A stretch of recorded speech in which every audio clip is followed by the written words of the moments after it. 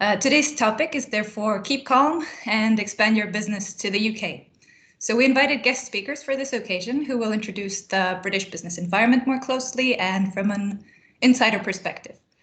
They all accepted our invitation to share their hands-on experience regarding expansion to the UK, and I truly recommend using this opportunity and to ask questions, because you might just about get answers that are not too easy to Google.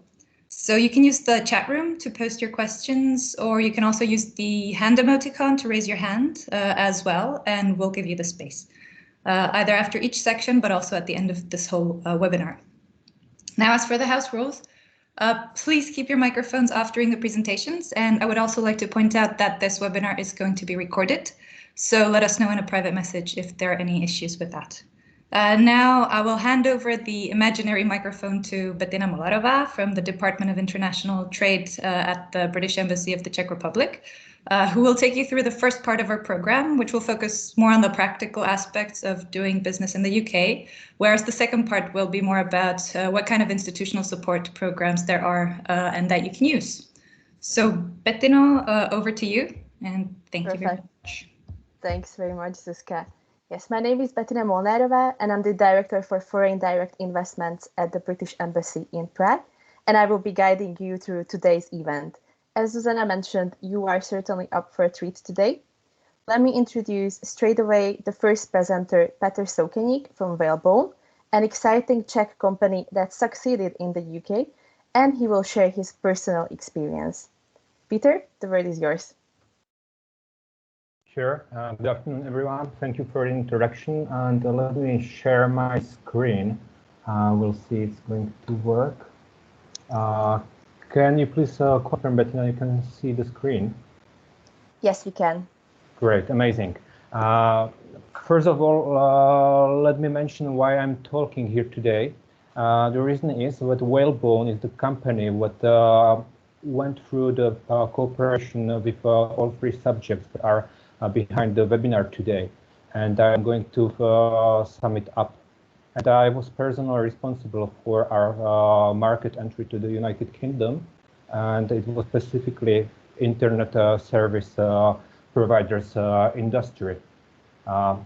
What is Whalebone doing is what we aim to protect 1 billion internet users, and we do it via three segments: internet service providers, that is what is going to be about today, via corporate networks, and via large telecommunication companies.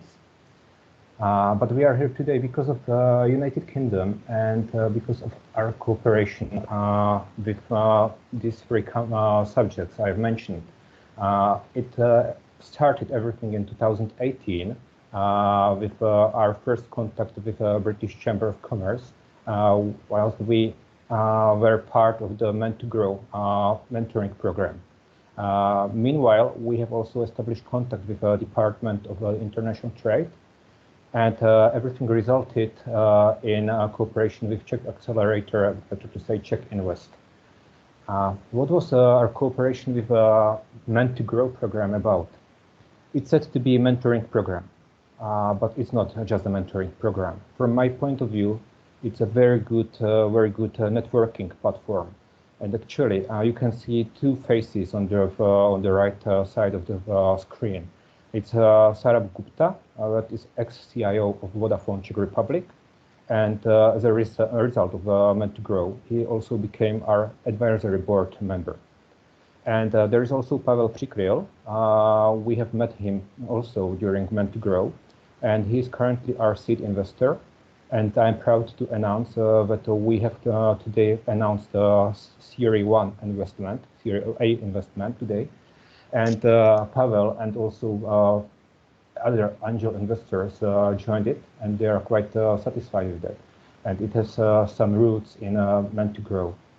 And last but not least, I have not participated in all the workshops, but what I have participated and what I got feedback from our CEO, all the workshops were pretty amazing. So Meant to Grow, it was kind of like motivation to get to know more about UK.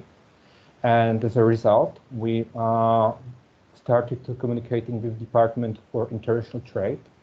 And we found out that it is possible to get some analysis, some support, and so on.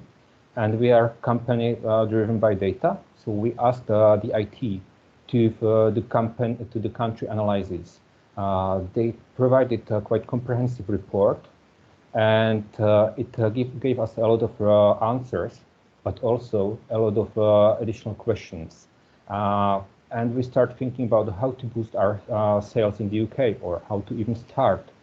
And we decided it will be best to go there. And now it's a part of Czech Invest. And 2 years ago, on April 14th, I went to London for 3 months. And you can see one of the pictures from my second office there. It was close to Canary Wharf, and it was pretty amazing. I liked it. I really liked it. But it was kind of hard because we gave ourselves quite high goals. List of our goals was consisting of 4 points, and the fourth point was to get paying UK customers. Okay, it was also about getting more information, making relevant contacts, but the main goal was really to make first contract there. I knew that it's important to make some preparation. I have tried to make as much as possible before. But the funny part is I knew just 2 weeks before going there that I'm going to go there.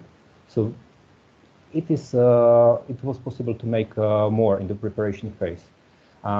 If I can recommend somebody who is going to consider going to UK, what to do before, and especially if you are going to Czech accelerator, first of all, think about the head mentor there.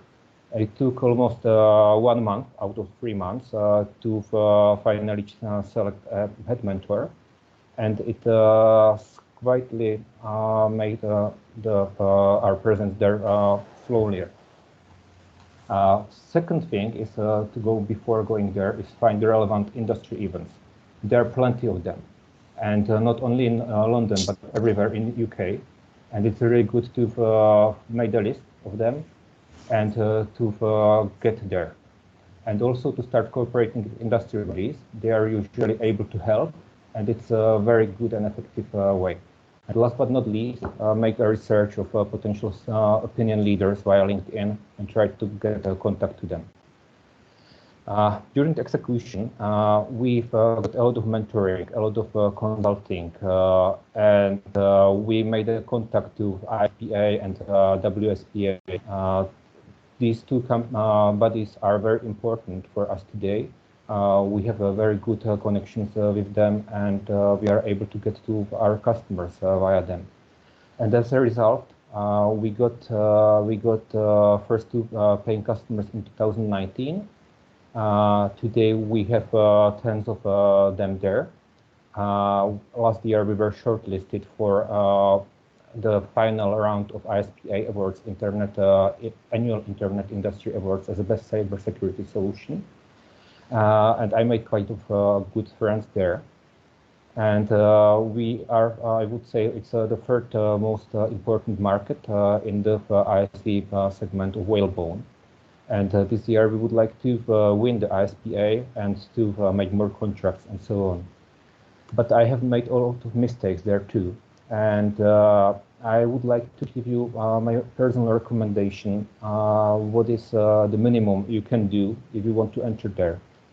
If you go there, make a research about events, as I mentioned before.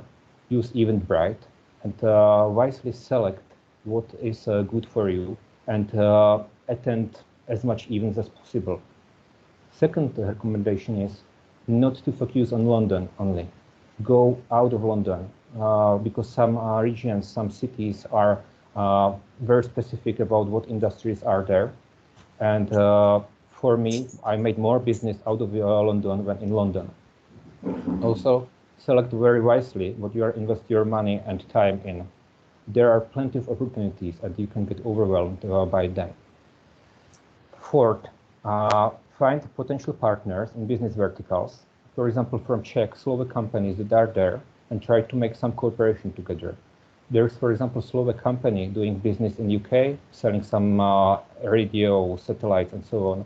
I've contacted them. They made an introduction for me to some very important opinion leaders, and it saved me time. And next point is people in business, they are under bigger pressure than we are here in the middle of Europe. So you have only 5-10 minutes to get them on board. And it's really good to be great with pitching, but do not get over-trained in pitching.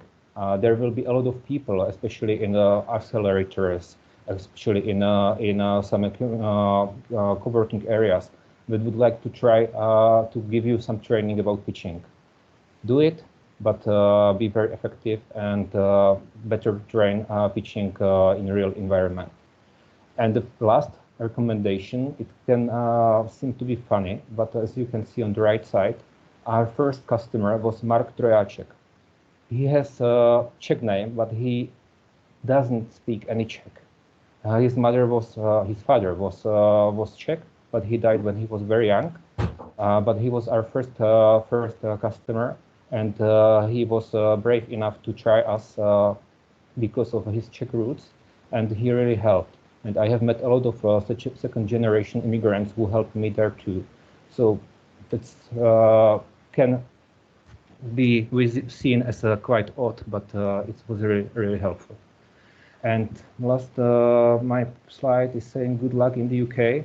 In the case you will need any recommendation, you can check my LinkedIn if I have there any contact, and I can try to help you. So good luck everyone in the UK.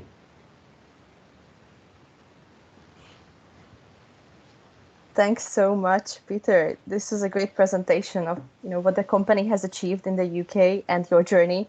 And also thanks so much for describing how you made use of the available support, be it through the IT Czech Invest or the Meant to Grow program of the BCC. And let's perhaps see if there are any immediate questions on you. We can take one or two and then the rest in the Q&A session. So please feel free to raise your hand or speak up directly. So I might try. Hi, Peter. This is Michal Rabi from Phonexia. Hi. You mentioned that you got some good industrial analysis from DIT. So I just wondered, it was part of the Meant to Grow program, or that was a separate thing? Was it charged, or was it for free? So if you could elaborate more on this. I think that somebody from DIT is here, and maybe they can provide better information. But as far as I remember from 2 years ago, it was for free. It was part of the service that the DIT is usually offering. And it was not only the analysis, but it was also about, for example, introduction of us to their partners there and so on. Michal, get ready, but the DIT has some KPIs. For example, they need to make company to be incorporated in the UK. We didn't do that. I think they were not so lucky. We didn't decide to do that. But they were, despite that, they were really helpful, and it was for free. So don't hesitate to ask them for help.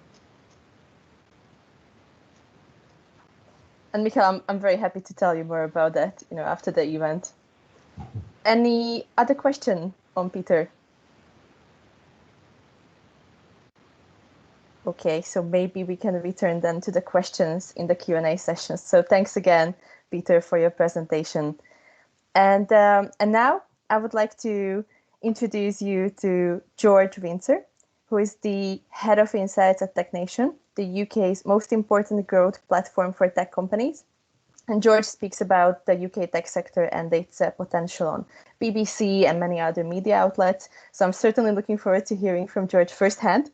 And he's also the author of the latest TechNation report 2021, which has created quite a buzz in the UK and also abroad, but he will tell you all about that. So George, the stage is yours. Amazing. Thank you very much. That was a very kind introduction. I'm going to share my screen now. and talk through, I guess, a bit of an overview on the UK tech ecosystem and many of its sort of attributes. If my deck, yeah, here we are. Hopefully you can all see that now. And I'm going to talk through a bit about TechNation to begin with, a little bit about the current state of play of UK tech, and then I'm going to look ahead and look to the future and really hopefully provide you with the sort of information that you might need to make an informed decision about where to locate your business or the competition that exists in the UK. But I guess if nothing else, what I'd like you to take from this presentation is really the sort of the strength and the opportunities available in the UK. So I'll begin by just talking through some of, I guess, what we've done as TechNation and about us as an organization. So TechNation is a growth platform for tech companies and leaders. We have really accelerated the progress of entrepreneurs, of companies, and the broader digital tech economy in the UK. And of course, with increasing, I guess, transformation that we're seeing across economic sectors in the UK, that's only becoming more and more important. We're seeing a huge range of activity really being revolutionized again by the new wave of technology. We've worked with and engaged with over 3,000 startups and scale-ups. Some of our alumni over on the right-hand side that are now unicorn tech companies, so companies valued over $1 billion, and there are 20 of them. We've delivered 30 program cohorts. Companies on our programs have collectively raised over $20 billion. We've had some very successful exits from the companies that we've worked with as well. Another thing to bear in mind is that TechNation is a designated competent body. Essentially, we work with the UK Home Office to run what is called the TechNation Visa. It's part of the Global Talent Visa, and it's a really useful way to be able to make sure that you're able to get the talent that you need from outside of the UK into your business if you were to be based in the UK. And that is for both technical talent as well as those people that have business experience. And I'd urge you to check out the TechNation website for more information on that.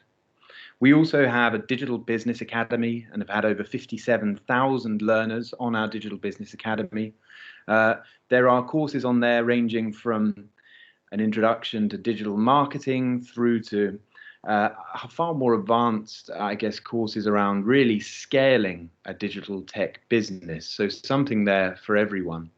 And then obviously my area of activity is really around delivering insights, reports and data. And over the course of the last 6 or 7 years, we've delivered over 70 reports and tools. And again, I'd urge you to take a look at the TechNation website because there's lots of information there that you can really dive into, not least the TechNation report, which I'll talk you through in a moment, but also there's an open data repository that we've built in collaboration with Dealroom that will enable you to see the companies that are operating in the UK, understand the picture of investment in the UK and the areas that they're working in.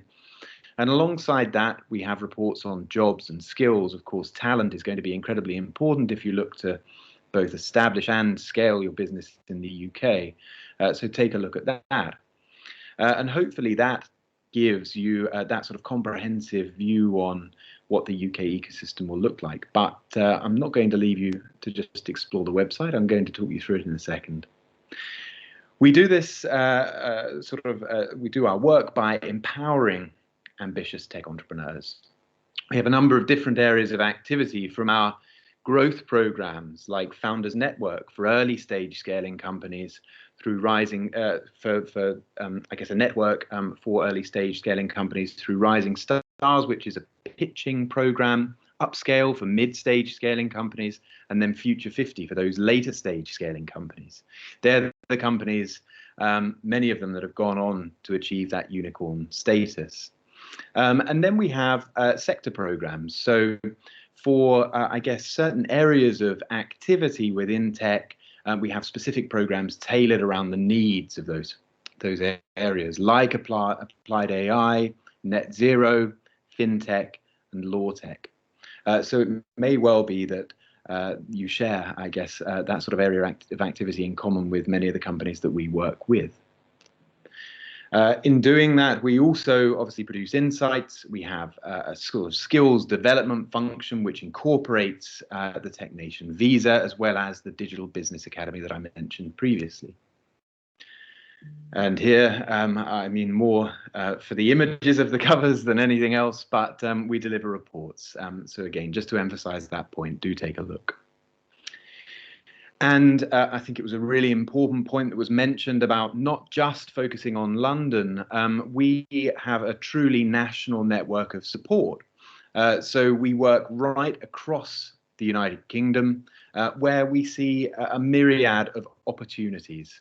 We have entrepreneur engagement managers based in 11 regions and nations, and they play an incredibly important role for TechNation, really acting as our ears and eyes on the ground, operating out of co-working spaces and tech hubs in their regions, and really being able to introduce companies to what we're able to offer them as TechNation. What we are able to offer them is only for companies headquartered in the UK. So that's something very much to bear in mind. But of course, you are able to access the website and see the sort of resources that we have available. So on to a bit more about the ecosystem itself. And you can see here a link. You can access this information in much more depth online. And in essence, where we're starting from is the position that UK tech pioneers and companies and people based in the United Kingdom are building the future. They're building it right now, and we believe that many of them are using the most cutting-edge technology to do that. We're seeing that reflected in the stats.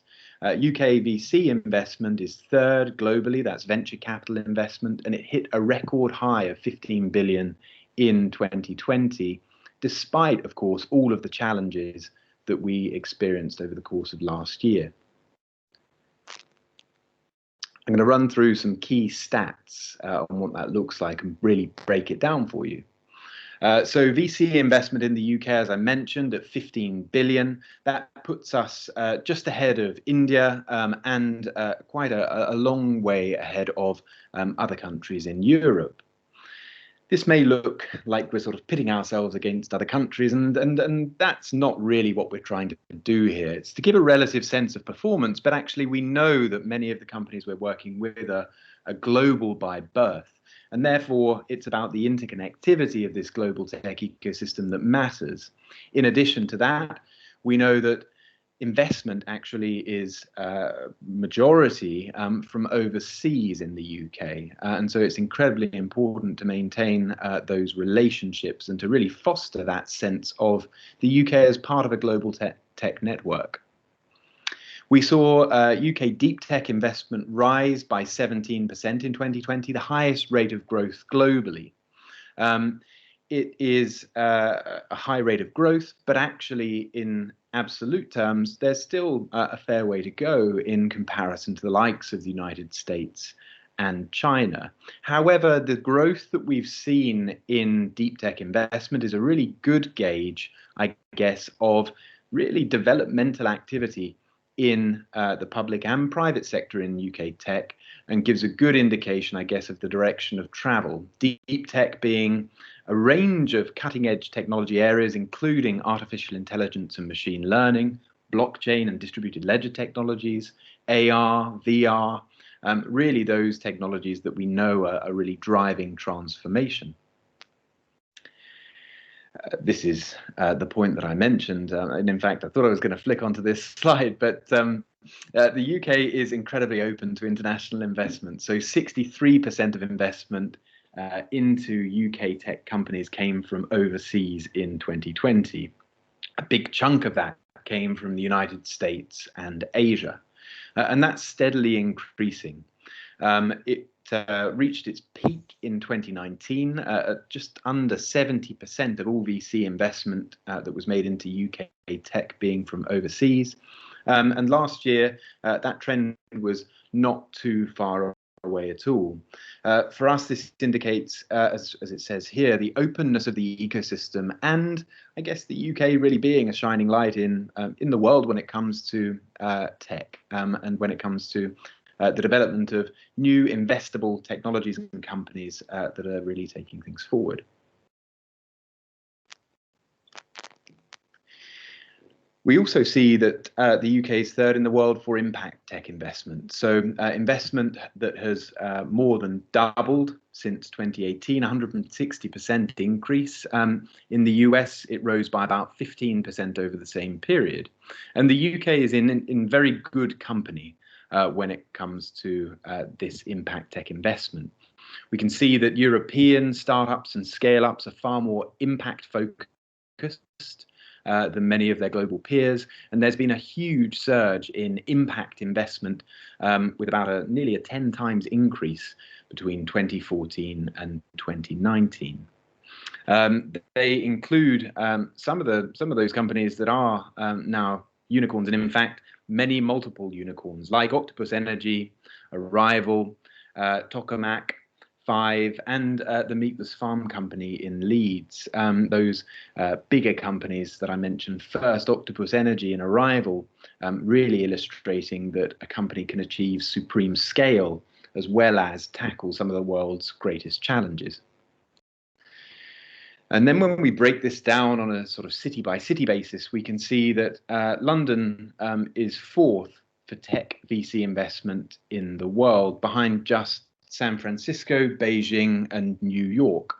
In 2020, we saw that many US cities had pushed their European counterparts down the rankings. We saw the likes of Berlin move down the rankings, Paris, the same. London held its position, but we saw some other UK clusters, I guess, move down those rankings slightly as US giants really continue to accelerate in terms of investment received. Nevertheless, UK tech investment outside of London is still going great guns. And the UK tech startup ecosystem is valued supremely highly in Europe. This is an aggregation of all of the valuations of tech startups and scale-ups in their respective European nations, and you can see that the UK has experienced very steady and in fact very high growth over the course of the last 6 years, putting it in a very strong position again to attract that investment and really fostering a very positive business environment for tech companies. You can see here that it's a bit of a breakdown of investment by stage in the UK. This, I guess, in summary, is real evidence of the maturing nature of the UK tech ecosystem.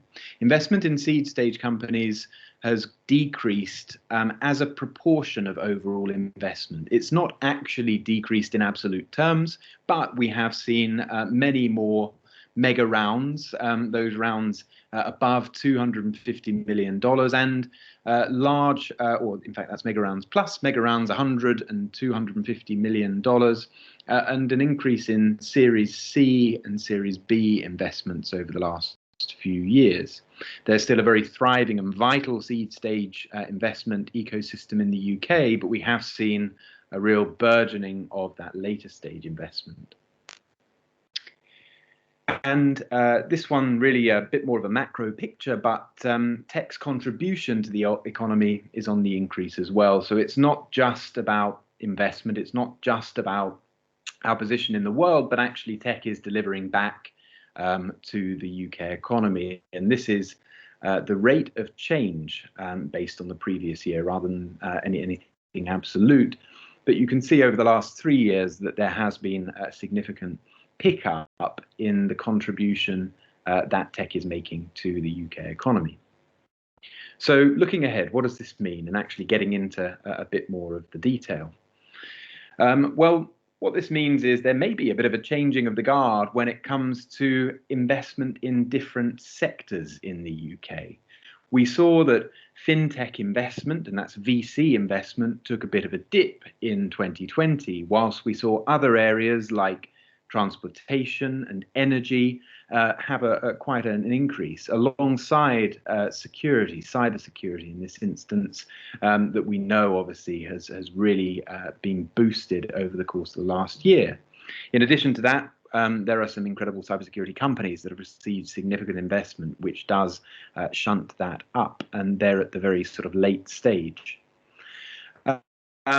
And 2019 really was a year like no other when it came to investment, and particularly for fintech investment. There were some anomalously large investments received. So despite the fact that we see a bit of a dip here, I wouldn't suggest by any means that we're seeing a reduction in the importance of fintech in the UK. I think for companies on this call, of course, the UK's strength in financial services over many decades has led, of course, to an incredibly innovative and stable base for tech companies to disrupt and transform the real sort of strength which is financial services here.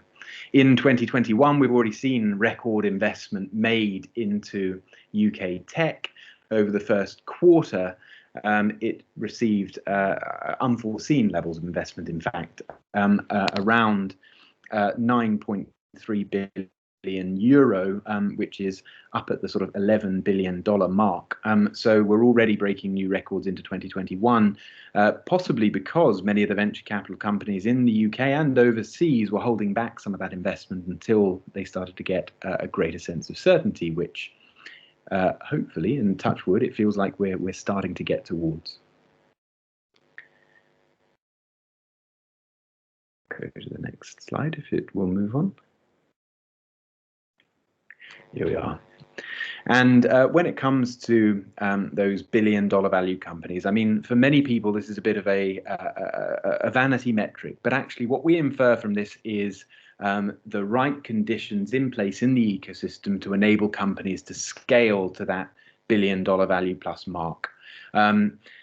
We love a metaphor here, and UK unicorns did certainly stampede last year. Many companies added to that total of unicorns over the course of 2020, including the likes of Hopin, Gusto, Arrival that I already mentioned, Kazoo, Gymshark, Infobip, and Octopus Energy, all reaching that billion plus valuation mark last year. And we've seen a flurry of companies reaching the billion-dollar valuation mark already in 2021. So this, I guess, a very big number, but actually gives us a sense that companies are able to reach that sort of massive scale in the UK, and really using the UK as a base for expansion into the US and Asian markets, for example. So I would certainly bear that in mind in your scaling journey.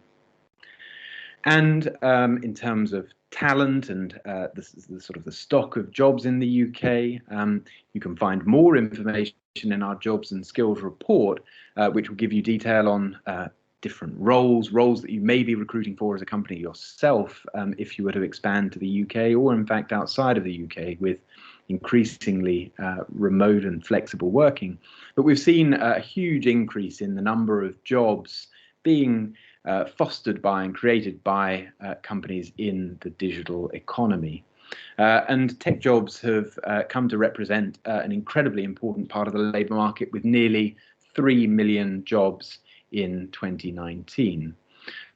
We saw obviously quite a shift over the course of the last year, and we did see quite a big hit taken by every area of the labour market when it came to new hiring. But actually, in many parts of the UK, we've already seen a return to the levels of hiring that we had pre-COVID-19, according to data from Adzuna. And you can see here in a quote from Andrew Hunter, who's the co-founder of that company, that we actually saw some big changes that may well work in your interest as a company looking to expand here. So many changes were wrought over the course of the last year, which means that jobs may well look very, very different to how they did before. I think that that's going to be a very positive thing for for many people, but I think that it has to be, I guess, closely scrutinized. And that's what we as TechNation are also doing, is looking at the nature of those jobs, looking at the nature of demand, and really trying to provide that information to give you the best sense of how you can move forward. We saw a massive increase in health tech investment over the last 3 to 4 years. We saw a slight dip in that over the course of 2019 to 2020, but this is in the sort of emerging health tech investment. This is companies at the very cutting edge using technologies such as artificial intelligence, quantum computing, and advanced computing. When we look at health tech investment as a whole, we saw about a 3% increase, so very steady over the course of the last year. And there are some incredible companies that really bring this to life, like Babylon Health and Sokoenik, that are examples of those companies that were invested in over the course of 2020. And we have seen increasing investment in tech for climate and agriculture. As we know, COP26 is approaching. It's going to be held in Glasgow in the autumn time this year. And in the UK, investors are really getting behind companies that are tackling some of these big global climate challenges. So there were some incredible investments made last year, close to $800 million worth of investments. And the UK is emerging as a real hotspot when it comes to investment in climate tech. So that was a bit of a whip through of many of the key findings from the TechNation report. I just want to re-emphasize the fact that there is much more information available online, and you can take a look at all of our reports and all of our insights there, but also do explore the data commons for UK tech. That open data repository, which can allow you to get a real sense of how you can land in the UK, investors that you may potentially be matched to in the UK and Europe, and potentially competition as well as collaborators that exist here. So thank you very much for your time today. Hopefully that was a useful overview of the ecosystem, and really happy to take any questions now, and I'll be sticking around to take more questions later on. George, thanks very much. This has been indeed an excellent presentation, and I really enjoyed it. UK tech is really scaling, and also really great to hear you mention names like Sokoenik, which is a company co-established by a Czech entrepreneur in London, actually. And as you said, we can now take some questions, let's say 1 or 2, and then the rest later on. Anyone would like to ask a question? So maybe why don't I ask a question as the first one? So George, you know the ecosystem so well. So I was wondering, maybe what would be your top 3 tips for new investors, foreign companies arriving to the UK, you know, in terms of maybe networking or looking for maybe the first customer, or, you know, the first couple of customers? What would you say would be useful? Well, I can give obviously from my perspective as sort of with a bird's eye view on things, I can give a certain perspective on that. I'm sure that Hussein, who's going to follow me, can give a sort of his perspective on the real sort of the tangibles. But I think from my perspective, I would say understand the ecosystem to begin with. Understand both the sort of startup and scale up ecosystem, but also the corporate ecosystem in the UK. And I think, again, you will want to look not just at London and the Southeast, as was mentioned, but also exploring many of the thriving clusters that we see right across the country. I think that in some instances, it will be worth looking for potential sort of companies to join up with and work with on products and solutions in the UK. And in other instances, it's about that deep understanding. There are many companies and many organizations that can help you to connect up to your peers, I guess like-minded entrepreneurs, as well as those people who are looking to solve some of the similar challenges to you. And I think having a look at, first of all, have a look at our website, have a look at the events that we're running as an organization. Many of those may well be relevant for you, but also take a look at sector-specific organizations, organizations like Innovate Finance, for example, that are doing great work around the sort of fintech space, and many other organizations that are, in their own right, incredible representatives of those growing and emerging areas of the UK tech ecosystem, because I think there will be some specific challenges associated with some of those particularly highly regulated sectors. If you, for example, are a health tech company or an ed tech company, then I'd say that it would be well worth connecting with a relevant industry body, or in fact with colleagues, and this is a bit of a plug for you, of course, with colleagues at DIT, in order to make sure that you have the right information before sort of ploughing into those what are highly regulated markets. So it's all about, sort of, for me at least, and you may well expect this from me, but it's all about developing that understanding in advance and connecting in to those organizations that can help you in turn connect up to people that can provide you with very specific information on your area of activity and how it can land in the UK. I'd also say, and again, I've mentioned this a couple of times already, but if you are looking for investment, and if that is something that would really be sort of a motivation for moving to the UK, then I'd take a look at the Data Commons for UK Tech. There is an investor matching tool there. You can start to get to grips. It's not perfect, of course, but you can start to get to grips and maybe establish a hit list of people that you'd like to connect with. You can also find out all about the companies that you may well be working alongside and working with. And then finally, I'd say that the UK has a very thriving meetup ecosystem. So as well as Eventbrite, take a look at meetup.com and really look for, now things are sort of opening back up again. I'm having a look on Meetup regularly and seeing that events are starting to happen again in person, albeit in small numbers. And I'd urge you to do the same and really look at, again, meetups that may cater to your area of activity, or may well just be to meet with people. Obviously, if you come to the UK from Czech Republic, you may not have that deep set of connections here. I'd say, like, also look after your own sense of well-being and look after yourself and connect with people and talk with them about the challenges that you're facing. I think that would be really important, and I hope that you'll find that people will be very receptive to that. And really will offer you that advice that you need to land and grow here. Yeah, that'd be my top tips.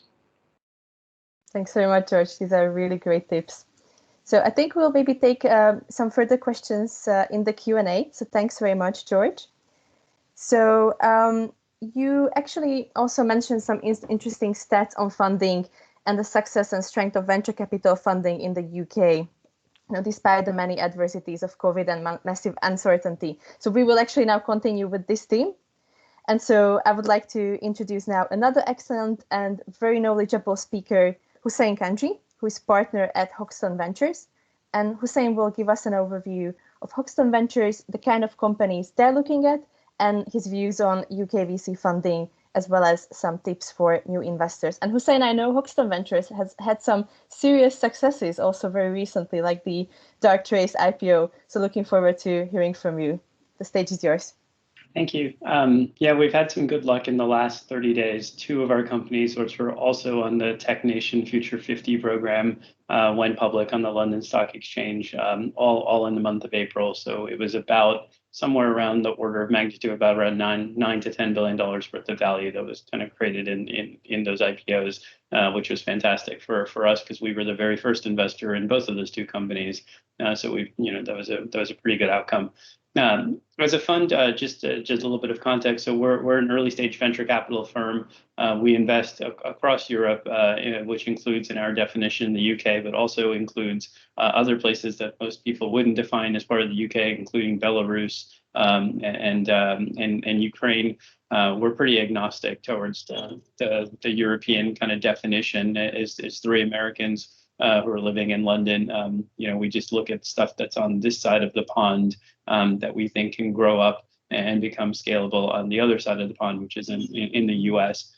We focus on investing largely on companies that are in brand new market categories where we think that there's an underlying innovation or underlying reason for the company to exist. our general feeling is that companies that are solving a problem that could have been solved yesterday probably would have been solved yesterday, and there's a reason why the markets haven't really rewarded them. So we look for things that are really brand new in the industry. They could be brand new markets as a whole. They could be industry subsectors that are new and enabled by technology. And we're trying to find companies that are born, like I said, on this side of the pond that will win that category globally and grow up to be very large, kind of dominant companies, not just in their home markets, not just in the UK, but ideally all over the world, and almost definitely in the United States.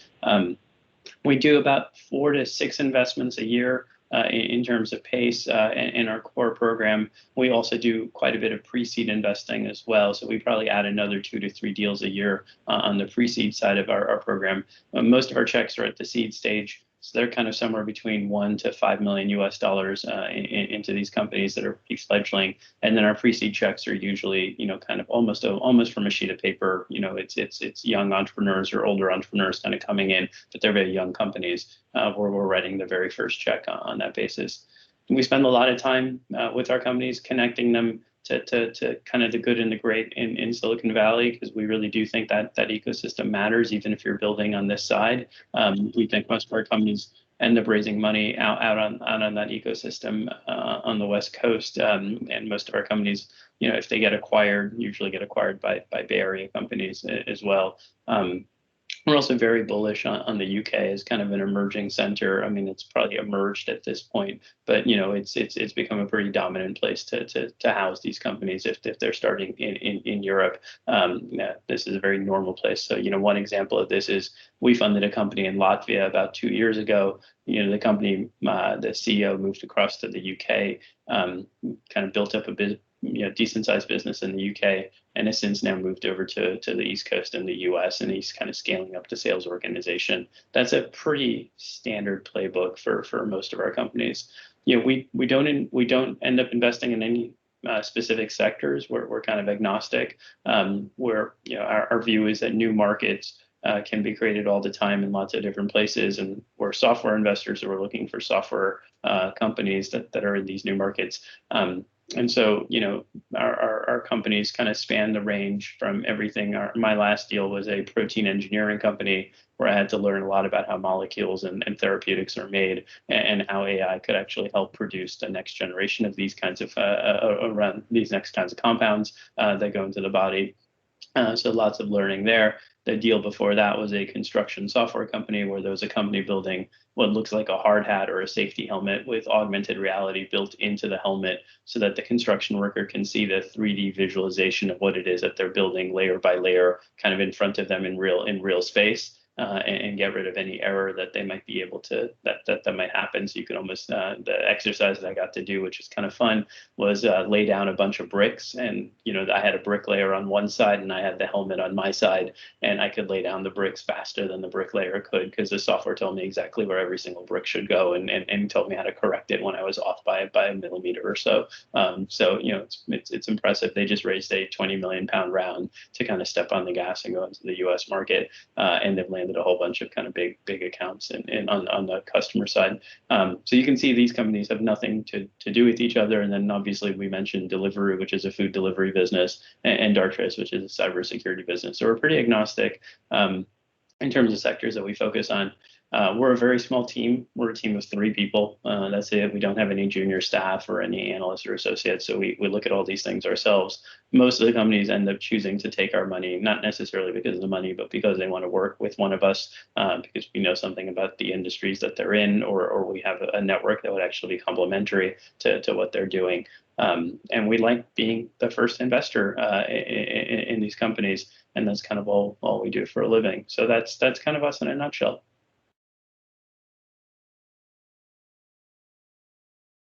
Perfect. Thanks very much, Hussein. So yeah, I'm really enjoying this, and you certainly have a talent of keeping the attention, even with no slides needed, and the insights you shared are definitely priceless. So I'm sure there will be some questions from the audience, either now or at the end. Would perhaps anyone like to ask a question now? I can see there's a hand up. Please go ahead. I think it's Paul. Yes, hi. Thanks for that. Very simple question. Since we have your attention, can we reach out via LinkedIn and maybe send you a deck? Yeah, absolutely. I should have said LinkedIn is easy for me. Email is also really easy. My first name might be a little bit hard to spell, so I'll spell it out. It's HUSSEIN. It's also probably in the Teams, chat discussion or participants room at hoxton.vc, VC for venture capital. I already reached out via LinkedIn and I thanked you before you'd actually even started. So just keep that in mind. But yes, I've just reached out now. Thank you for that. Any other questions? Perhaps if I can ask you something, Hussein. Yeah. I'm just wondering, what do you think are maybe the most common mistakes that companies do when they start talking to a VC fund, or when they are pitching, those mistakes that could be maybe quite easily avoided? Yeah, I mean, I think there's probably a bit of a story and a creation that kind of needs to happen when you're telling it. It's hard to kind of create that story from scratch. You kind of do need to spend some cycles at kind of putting the broader problem into context and showing why you're special. I mean, a lot of our business is trying to find the company that is actually special in these new markets. So we're both trying to get up to speed with the new market, and we're both trying to understand like what makes this company so unique. And kind of to some degree, the light bulb has to go off, and say like, this person is really thinking about something in a very different way, or is kind of uncovered a market that's really interesting. And kind of once, these pitch meetings are largely a mechanism to want you to get to dive in and kind of really get to know the person. Now, some people do this really well with slides. Some people do this really well interactively. But the end of the day is I think there's a bit of rehearsal that kind of needs to happen. You probably need to rehearse it on people a few times before you go into like a real meeting, with someone who kind of matters. And then the other thing that really matters is there's so much inbound that comes in. Now we're a 3-person organization, so you can imagine like how much, given the existing board load and kind of the existing portfolio and then new stuff as well, how much time pressure we're under. So who the introduction is made from, if it's not a cold email, kind of really does matter still to this industry. And this is an industry that is really big and on the one hand, but is also very, very, very small on the other hand. And it's very helpful in general, both here as pretty much everywhere else in the world. The tech industry likes helping other tech people. And so it's really not that hard to get an introduction from someone who kind of knows us to kind of at least escalate this stuff up to the top of the queue, because in any given week, we're meeting somewhere between 5 to 20 companies, and just making sure that you're getting a fighting chance to get onto the docket sooner rather than later. Getting a warm reference really does make a difference, and I'm still surprised by how many people don't do that. And it might seem hard, but our business is to be accessible. Like my job is to give away money. Like that is what I'm paid to do. Just to give it away intelligently and hopefully get something back in exchange. And like what we saw with these IPOs. But my job is I am paid to write checks to people. So the door is always open. And if I could figure out who to write the checks to, before I actually met the person, that job wouldn't be that interesting. And to be quite honest, I'd rather just go found those companies myself. So, we never know where the great idea is going to come from. So we're paid to listen and paid to kind of react, paid to react accordingly. But I think it does help to rise above the noise a little bit to make sure that you actually get an audience, because if someone's meeting 20 companies a week, they get kind of busy. And so it helps to have someone kind of, make sure that you get onto the right docket. Absolutely. I couldn't agree more. Thanks very much for these tips. And if you could just please stay with us until the Q&A, because I'm sure there will be more questions. So thanks again, Hussein. Thanks. And this actually concludes the first part of the event, which was focused on why the UK and offered some expert insights. And now in the next part, you will hear about the available local support that is out there. So we'll first hear from Czech Invest, followed by the BCC, and then last but certainly not least, from DIT. So let me give now back the word to Czech Invest, and Erik Bollebruch will walk you through their presentation. Thank you, Bettina. Thank you very much. And thank you all that you connected to our webinar. Before I start, I might have actually one question to Hussein. I read last year an article which was saying that VCs invest in less deals, but the deal is bigger. So it means like you're more focused, you are more cautious rather than before, like 2019 and before. Is that right, or it was just I don't know, the pandemic a cautious, or how do you see it? No, so there's been a trend in at least in the UK and I think wider in Europe, is that round sizes are getting bigger and people are getting more selective about what they're investing in. So that the number of deals may not be increasing to the same degree because it's getting more concentrated. I think that's happening, and at the seed stage, that's probably not happening as well, because at the seed stage, there are quite a few more firms that are doing active seed investing, and so there's quite a bit of activity within seed. We see it a lot on the day-to-day basis, maybe not in the numbers, but I do know like the rounds are definitely getting bigger, and people are narrowing down onto the winners. The end conclusion of this is, if you're one of many companies that doesn't turn out to look like a winner, it gets really hard for you to raise. And if you are one of the few companies that looks like you're turn out to winner, there's a whole bunch of choice because there are a lot of people trying to give you money, and that's why it gets concentrated that way. All right. Thank you. Welcome. Okay, so I will start sharing my screen.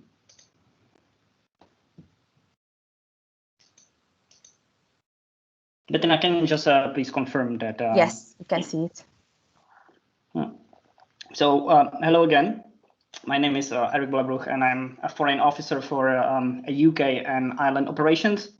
And my job has two parts. The first one is the typical one, so FDIs, foreign direct investment. So we attract British and Irish companies, in my case, to the Czech Republic. And on the other hand, we also want to support Czech industry and Czech companies in the UK, and specifically Czech startups here in the UK, because it's a huge market. And Greg actually was talking about it, and I will add just a few more features, but it was pretty much everything what Greg said. So first of all, how we can help to startups here in the UK. I would like you to follow one simple rule, and it's do let me know in any case, in any request you have, and we can discuss it, because something we can provide you directly, something indirectly, and something we simply cannot do. So basically, what we do help is organization or participation on events. Like trade fairs, like conferences, B2Bs, etc. Usually it's connected to, like, let's say, wider group. So we do some events with embassy or with Chamber of Commerce and DIT, like today, or we do some separate events. Second, very important part is we can connect you to government institutions, universities, associations, and also a Czech community. We have also prepared a guideline for startups. So there are some basic information about a business environment, about startup events, about VCs, about incubators, accelerators, etc. So if you would like to, I can do share with you after that. We also provide overview of VC funds. So we have a list of investors, which is also available to share. And we provide assistance with establishing your presence in the UK, which we do indirectly because DIT is the main body who take care about it. We have also prepared some brief sector overviews, like for space industry, like for green technologies, and so on. And last but not least, we provide support during your stay here in the UK. For example, if you go for a Czech accelerator here and you stay here for 3 months, you might have some questions. So we are willing to provide you some, let's say, life hacks, how to survive here, or make your life easier in the UK. On the other hand, what we don't provide is sales development. There is a Czech Trade, our sister agency, who takes care about export promotion. So they do this job perfectly. It's paid. It's not free of charge like our services, but they do that. So if you are really serious about going to the UK, I can definitely recommend to go for a check rate as well. Deep market analysis is also a job that Checkrate can do. And as you heard today, DIT is also capable to do market analysis. We also don't provide a direct introduction to VCs. That's why we provide the list of investors. So you can go, you can check, and then we can discuss how to approach the investor, but we don't do a direct introduction to VCs. CheckInvest takes care about startups abroad in several destinations.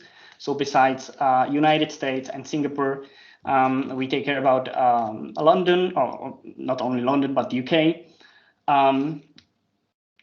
George already mentioned it on the beginning that UK is a large market. It's a top 3 startup hub in the world. It's a #1 in Europe. You can find here over 11,000 investors, which about 50% are located in London. There are around 250 incubators, 200 accelerators. And for example, 50% of European unicorns have been established in the UK in the last 5 years, which is a huge amount of unicorns here. For example, in 2019, 8 unicorns have been established here in the UK only in 1 year. So it's pretty solid result. As also was mentioned, if you are looking for some business intelligence regarding UK startup ecosystem, you can go on a TechNation website. I put a link here, and you can find out way more information about the environment. My last slide is about locations, because everyone knows that London is a top location for startups, and it's absolutely reasonable. It's the largest financial market in Europe. It's the 4th largest VC market in the world. So the access to investors is kind of secured. Most of companies are operating in London, so the networking is quite massive. You have a very good access to consultants, experts, and so on. So the whole ecosystem is already established and very well advanced here. On the other hand, you can find some challenges. One of them is our living costs, which are very high, like a rent, like a means of transport, and so on. There is also a very competitive environment, and I would say also too many opportunities. So you may feel overwhelmed, and it might lead to some decision paralysis. So I would recommend you to do a very good job with your business plan and keep your focus on what you want to do. Otherwise, you can get lost very easily.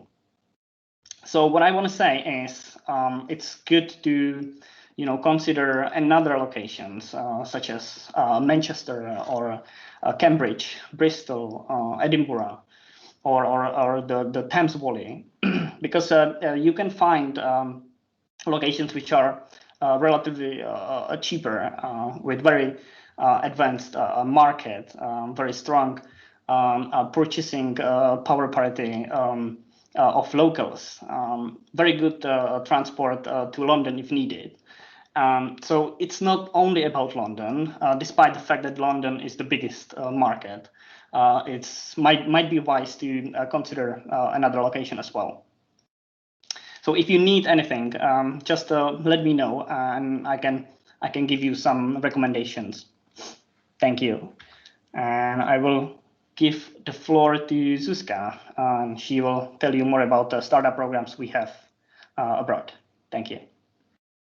Thank you, Eric, and thank you very much to all our guest speakers as well for all the practical information. So I would now like to introduce how Czech Invest, or specifically our startup department at Czech Invest, can potentially support you in your expansion efforts. So we offer a number of programs that are aimed at either helping you grow your business within the Czech Republic or aimed at helping companies with accessing the foreign markets. Due to the pandemic, our acceleration and business matchmaking programs abroad are a little restricted. However, we already have 3 companies that are expected to leave, 2 to the UK and 1 to Singapore sometime in September, to test their products on these markets, to explore the business opportunities there and to expand the portfolio of their contacts. So fingers crossed that the pandemic development doesn't throw us another curveball and our startups will be able to get on that flight and start their 3-month acceleration program with us. Now, if you're still not entirely ready to start executing your foreign expansion just yet, we believe that diligent preparation prior to the expansion or before you decide to show your product abroad is an absolute must. Because foreign expansion, it will cost you money, sweat, and possibly tears. So it's strongly recommended to really do your research and all your homework before you actually set out. Now, this is something that we can help our startups with as well, and not only through workshops and webinars such as today's Business Shaker, but we have a number of experienced mentors in our programs who have gone through successful foreign expansion themselves, who are ready to guide our startups on this journey and happy to help. We also provide services such as market analysis through these programs, or probably the most popular, the IP protection consultations. That one really is a popular one, but other services, of course, that can really get a very good grasp of what needs to be taken care of and what you really have to look out for before you start moving your offices abroad. Now, last but not least, we have our own representatives in our 9 offices abroad who are there to support our startups on the foreign markets. You've just met Eric, who's there for you in case UK is your target. Now, before I hand over the microphone to our next speaker, who will be Mr. Jan Elger from the British Chamber of Commerce in the Czech Republic, I would just like to finish by saying that our doors are always open, and if you have any questions, please don't hesitate to contact us directly. Either me or Eric or anyone at Czech Invest will be happy to help. So thank you very much for your attention, and Honzo, it's over to you now.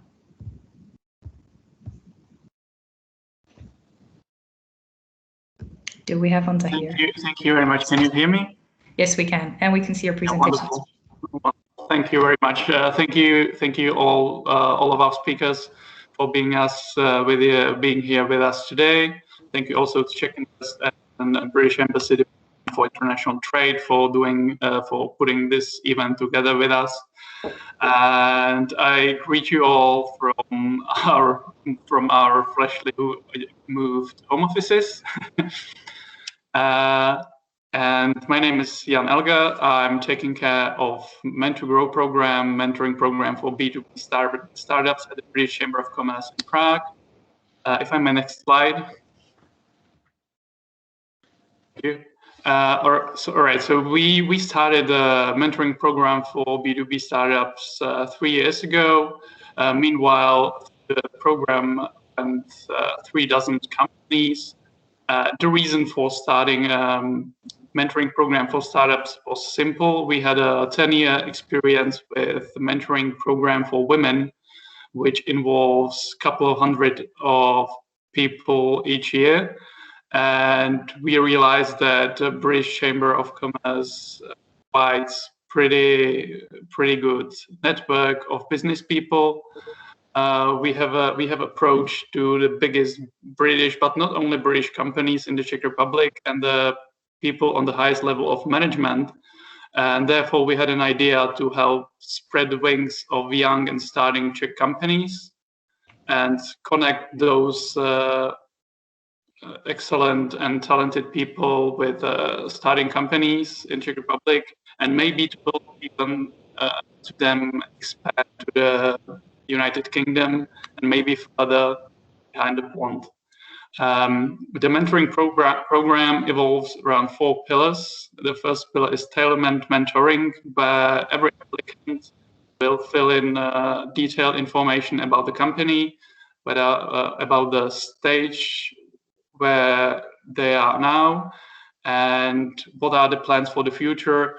That's how we can pair the company with a significant mentor who can help them to reach their goals in the upcoming months and years. Every year the program takes from September till July, so it's a 10-month mentoring program. And the second pillar is networking, where we organize a couple of networking sessions during the year.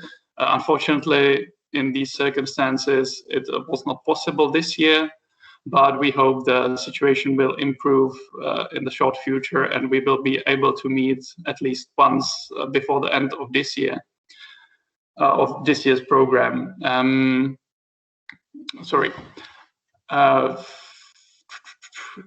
And the next thing is workshops. We organize a couple of workshops with relevant people from different categories. Usually it evolves around international sales, lead generation strategy, legal stuff, because startups are usually having to sort out certain legal specifics. So also legal workshops, performance digital marketing, pitch skills, and so on. And the last pillar we added for this year, because the alumni of the program asked for it. They asked to keep the Men2Grow community together. And within the mastermind sessions, we try to inspire each other, because each company and each person from each company have significant knowledge. And within the mastermind, the current mentees as well with the alumni can share their knowledge about sales, marketing, and so on with each other, and also to bind a little and share experience with each other. Next slide, if I may. The program is managed by steering committee. You can see all the members on the slide. Me and Marcela Černuchová are representing the British Chamber. We also have members of steering committee from other companies and institutions. And I don't know if you know some of these companies, but they provide also a much broader network from their own. Next slide, if I may. And like I said before, over the last 3 years, there were 36 of companies going through the program.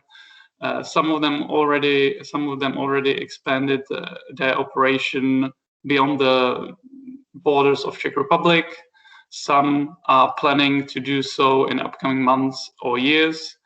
But we are really proud that we were able to help them with our program to reach their goals and to move to foreign markets. Next slide. Thank you. We will be opening our call for next year in upcoming weeks. We would like to do it till the end of June this year. And if anybody would be interested, let me know. My name is Jan Elge or some of my colleagues. Thank you very much. Thank you very much for this presentation. I don't see any questions in the chat room, so I'll just ask quickly if there's anybody who has a question now. But if not, there will still be some space at the end of the following presentation, which is our final presentation. No hands up. Okay, so I'll give the word to our final presenter today, and the job here to introduce the speaker is quite easy because you've already met Bettina Molarova from the Department of International Trade at the Embassy of the UK. So Bettina, it's over to you. Thanks very much, Zuzka. Yes, so I have changed now my moderator hat to a presenter hat. So just once again, my name is Bettina Molnárova. I'm the Director for Foreign Direct Investments at the British Embassy in Prague. So I know there has been already a lot of information presented to you today, so I promise to keep mine, which is the last one, short and sweet, and would like to ask you for just a little bit more attention while I'll tell you about additional available support that is out there and for no cost at all. So I belong under the UK Ministry of the Department for International Trade, and I cover the Czech and Slovak markets. So to put the IT and investment support into some context for you, there are, broadly speaking, two main goals of the IT, and these are support of UK exports abroad and support of foreign direct investments to the UK. And because we are eager to have innovative foreign companies in the UK set up, we are trying to offer help to make it easier. And naturally, we are not trying to take away the best of talent from the Czech Republic to the UK, but rather help companies be successful also at home by being successful abroad. Now, going to my next slide. So here on the slide, you can see a number of areas that will come up when you decide to set up in the UK, and these are exactly the areas where the IT can be of help. So whenever we start a new potential investment project, the company gets allocated a UK-based project manager. Depending on the size, sector of the company, and their UK ambitions, the companies are always allocated the most relevant project manager. And this, I think, is a great value added because you get to have a person you can message or call with really any practical question. We do have a banking specialist, and he can help you with opening a UK bank account, which some of you might know can be a bit more complex, especially without a UK-based company director. We also have a visa and migration department, so we can keep you signposted with information, which is also now very relevant since the end of the transition period. And in cases where we cannot answer in detail, maybe because it's a commercial decision which way to go forward, we can connect you with the IT's third-party providers. We actually have a database of such companies, and while these are paid services, I think it's great to be able to connect with trustworthy businesses that actually work with the government, and also you can get the first hour of assistance with them for no cost. So getting 4 hours of marketing or legal advice for free can come handy too. And until now, I highlighted very practical areas, but you might be thinking that, yes, I'm interested in expanding to the UK, but maybe not right now, and you are evaluating the best way to go forward. And we can still be of help at such stages too. So we can actually prepare tailored market research documents for you, which can outline regions or cities with the best potential for your business, which I think is extremely important because, as it was already mentioned today several times, London is great, but there are other places in the UK which are great too and might be a lot more economic as well. So we can also outline potential competitors on the market, partners, or overview of a certain industry, etc. We cannot connect you directly with potential UK customers, but we can help you network you into UK associations such as Tech Nation, Tech UK, or associations from sectors beyond tech, of course. Now, going to my last slide. So we heard today from both Hussein and George about UK VC funding and its enormous potential. And I know that this area is often of high interest to businesses. And actually, we have recently started a new European program called the VC Matchmaking. And within this initiative, we publish a bi-monthly brochure with profiles of European startups looking for UK funding. And then we share the document with our UK VC partners. So quite an elegant way of making yourself visible to a group of venture capital funds. Then on the top of the brochure, we are also running regular masterclasses with exciting speakers who have an investor background. And the aim is to give you useful tips on funding in the UK and how to go about it. So if this does sound interesting, just get in touch and I'm happy to tell you more about that. And the IT also runs other events besides this matchmaking program. So I wanted to just mention, for instance, last year's Tech Rocky Chip Awards, which was a pan-European startup competition of the IT. And the country winner of the Czech local event was the really great Czech company Milius. And also just a couple of weeks ago, we had the grand finals, the European ones, and the silver position from hundreds of initial entries from Europe was a Slovak company. So not a Czech one, unfortunately, but I think it shows the great potential of our region. And I think I will not take any longer now. Perhaps we'll give back even a few minutes to the Q&A. So thanks very much for your attention, and just please feel free to add me on LinkedIn or email me, and I'm very happy to tell you more about some tailored DIT assistance. Thank you very much, Bettina. Thanks, Zuzka. Do we have any questions, perhaps? I don't see any questions in the chat room, but I really suggest that our guests use this time and use this opportunity to ask the questions that are really not easy to find the answer to on Google, and use the time of the speakers. I see a raised hand. Yeah, hello, this is Michael again. I have a question actually for Hussein, if it is already this questions and answer panel, the general one. So if Hussein is still there, you mentioned that you do early stage investments. Not sure if it's just seed or also like Series A, but I wonder, like, so that's my first question, like how far you go. You mentioned, I think, up to 5 million euros or US dollars as an investment. And like, is there any like fashion at the moment what investors expect from the point of information that you require? And why I ask, because somebody on this meeting mentioned that you need to have a business plan ready. And I think for a long time, many investors, they don't read business plans. They just want some like simple information. So is there any fashion in what currently investors looks for when looking about like late stage or bigger seed or kind of smaller Series A?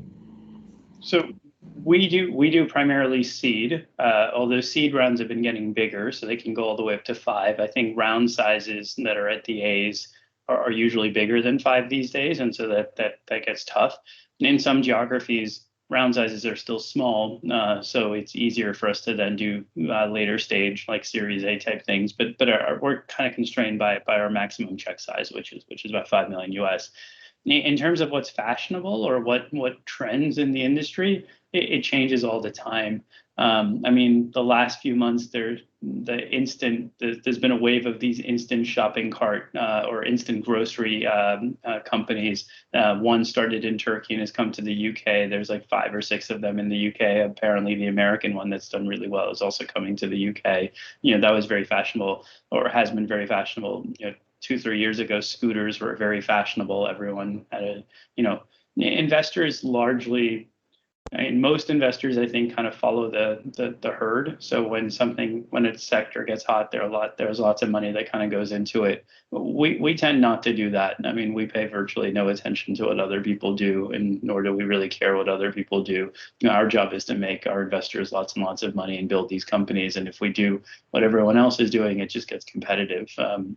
And we're not going to win that game, so we don't bother. So I don't pay that much attention to the fashions, other than to maybe read TechCrunch, which is a good sense for where the fashions actually are in the industry.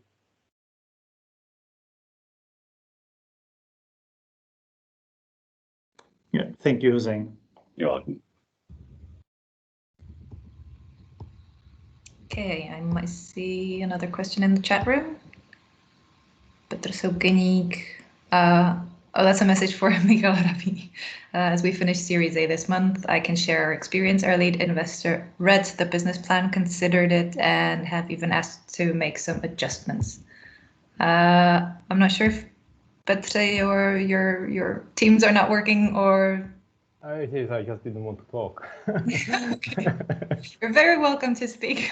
But that's you have read it, and it's true. They consider it very deeply, and we discuss it really a lot. and it was one of the key documents for them. I'm not sure if it is for others because I was not engaged in the investment round, but as far as I know, they were really checking it.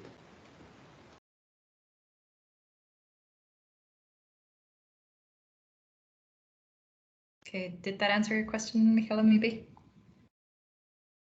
Yeah, like I will follow up with Peter offline. And I've just noticed that Hussein also added his email address or Twitter address, so you can definitely shoot him questions there as well. That's for our other guests. If they have any questions to Hussein, then you're welcome to contact him directly. Any other questions?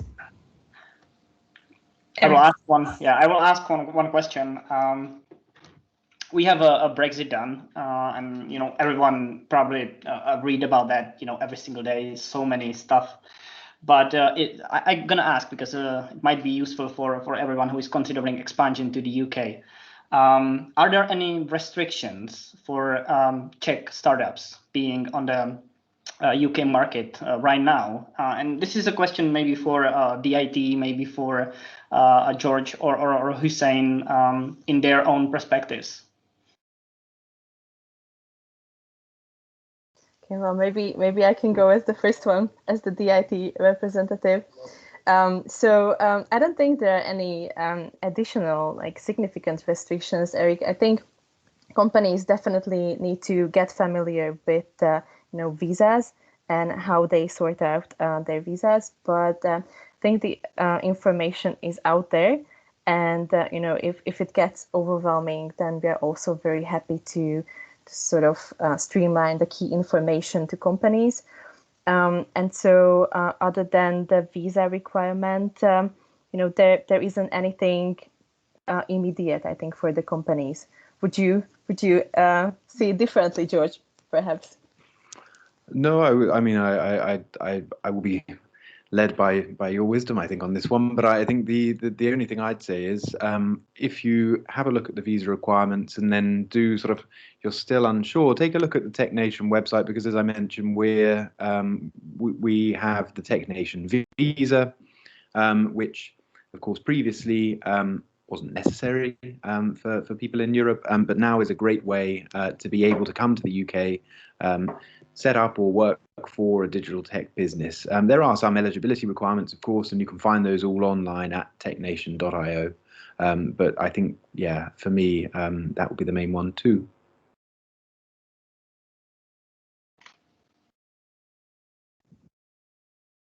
Okay, thank you very much.